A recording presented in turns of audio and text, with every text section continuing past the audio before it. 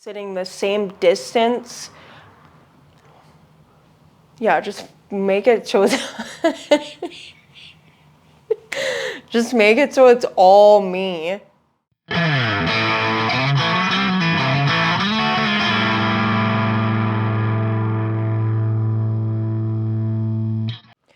Hey everybody, and welcome back to my channel. Okay, so my dad and I have been in the shop today and we've been able to actually continue on with the floorboard project that we were working on when we discovered the frame on the Dyna was bent and that it was actually more of a crash bike than what we originally had believed it was. So Johnny Crash is living up to his name, but we are making him uncrashed, but he's technically still a crash bike, but whatever. Anyway, that's not what we're here for. We're here to talk about the floorboards. So we've got them all jigged up here. You guys can see with this mess of C-clamps and squares and everything else that we could find to actually jig these up the way we needed to. So down here, this is where we were working when we discovered that the frame was bent, and this is like the beginning stages of what's going to eventually become the mounts for the floorboards. So first of all, what we did was we figured out where the floorboards have to sit. So I got up on the bike and then my dad blocked up the floorboards and we set them up where it felt comfortable for me. For that, we were just using temporary stuff, jack stands, wooden blocks. And then when we had that figured out, we took whatever measurements we needed to figure out where the top and bottom of the floorboards was gonna be and how far back they were gonna be. And then that's when we brought in all of this crazy fun stuff that's going on here. So first, my dad kind of set stuff up and he figured out, we used a square, but we figured out how far back we wanted the floorboards to be. So as you can see, these squares are actually butt up to the front of the frame. And then my dad used a square and we measured how far back the floorboards were gonna have to be from the front of the frame there. Then we also figured out the height for everything. So what we did there was we took a measurement from the lift. We made a mark on the frame with a felt pen, and then we put the hose clamps on there. What the hose clamps are there for mostly is to just keep the squares so that they can sit where we want them to sit, so we don't have everything just floating and moving around. The hose clamps are both same height on either side. Obviously, I would hope that that would be obvious because you don't want your floorboards like off to weird places. And then with the squares, we've got these C-clamped together and we measured the distance from the frame to the inside of the square on either side to make sure that the floorboards were the same distance away from the bike on either side. And the floorboards, we measured and made sure that they were square on the square.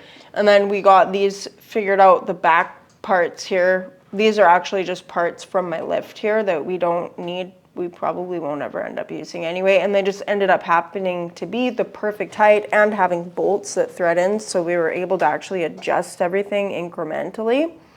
So we got the front height figured out and the back height figured out.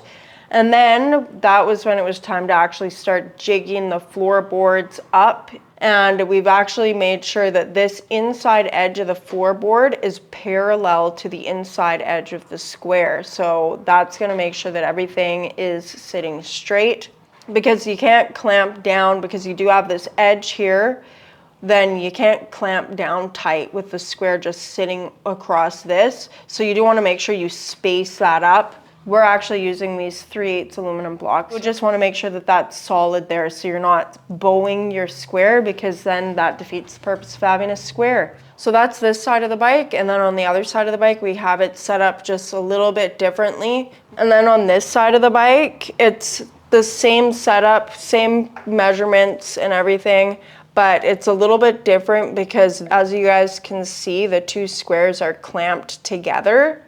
So this square is actually sitting on top of that other square.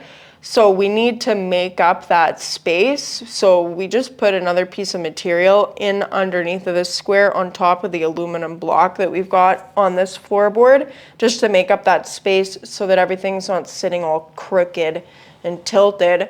And then we made sure that the floorboards are the same distance away from the chassis on either side by taking a measurement from this spot where we have the hose clamp to the inside of the square.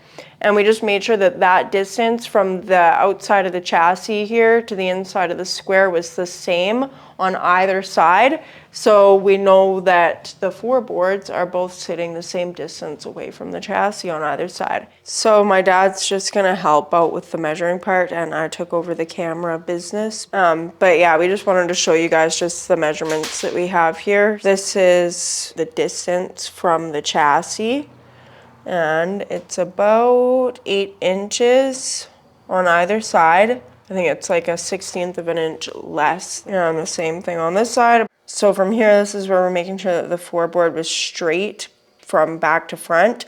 So we're just making sure that the inside edge of the floorboard is the same distance from the inside of the square on either end. And we also have the floorboards both set 3 inches back from the front of the chassis on either side. And as you can see, it's the same on the left side as well. So we're pretty accurate with this setup, and we also have enough clearance on both sides too. So, and then also making sure that it's the same height in the front and back on both sides of the bike. On this side too, see, same height. And the backs are, yeah, the backs are clearly the same as well. But yeah, that's just wanted to show you guys just that even though this kind of looks like a bit of a mess of a jig up job, it's actually quite accurate. So that's our setup for this one. It's a little bit hilly-billy. It's just working on the cheap without all of the equipment and tools that you might want, you know, if you were working in an ideal setup. So we're just working with what we've got, and it works. So that's all that matters. It just takes a little bit more time.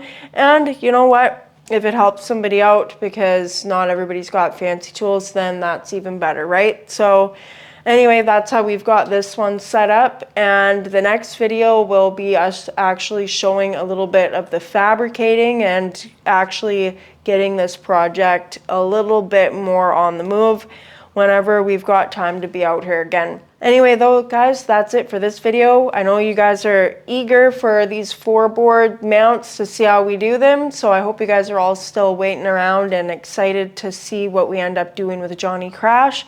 And yeah, like always, everybody, if you like what you see, or if you just like me, or even if you don't like me but you like my bikes, then like this video, comment down below, subscribe to my channel, and hit that little notification bell if you want to be notified every time I put a new video out. And like always, my YouTube people, I will catch you all on the flip side. Peace.